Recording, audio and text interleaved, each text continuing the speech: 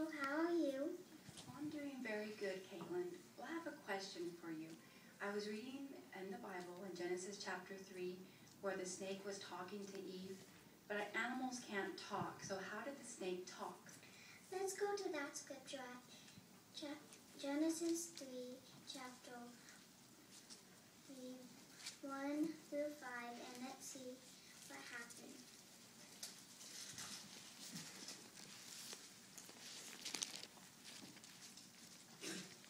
And would you like to read that? Sure. It says, "Now the serpent proved to be the most cautious of all the wild beasts of the field that Jehovah God had made.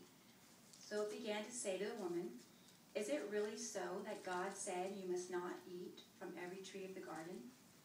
At this the woman said to the serpent, 'Of the fruit of the trees of the garden we may eat. But as for eating of the fruit of the tree that is in the middle of the garden, God has said, you must not eat from it. No, you must not touch it, that you do not die.'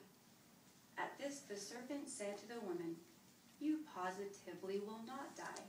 For God knows that in the very day of your eating from it, your eyes are bound to be opened, and you are bound to be like God, knowing good and bad.'"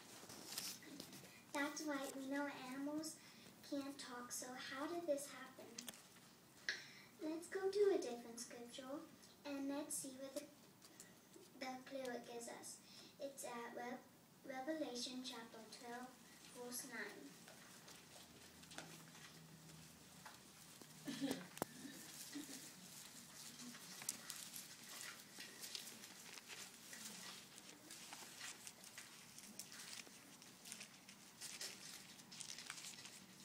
And I'll read that. It says,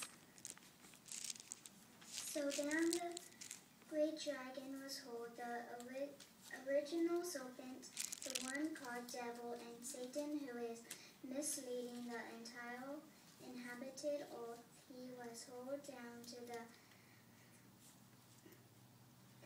earth, and his angels were hurled down with him."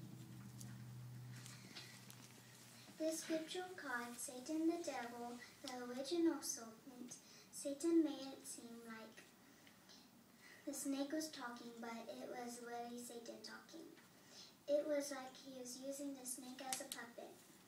Okay, well that makes sense. But why did Satan do that to Eve?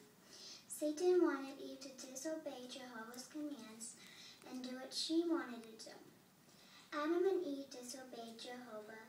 Auntie, if someone put you in a paradise and promised you good health and to live forever, how would you feel about that person? Well, I would love them very much. This is what Jehovah gave Adam and Eve. What do you think about their choices? Well, I think they made a bad choice. It sounded like they were pretty selfish, and they chose to be independent by doing what they wanted to do instead of listening to God. How did their decisions affect them and others? Well, I'm not sure. They got sick, grew old, and died. That's why we get sick, grow old, and die.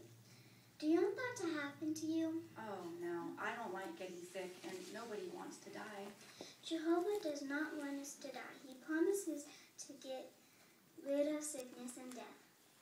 Let's read Revelation chapter 21, verse 4.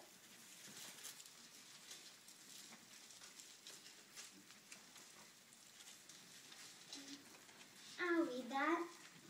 It says,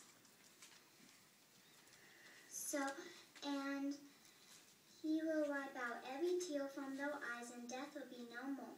Neither will mourning, nor outcry, nor pain be any more, and the former things have passed away." What does Jehovah promise, Auntie? Well, he promises that there will be no more pain and no more death. Yes, that's right.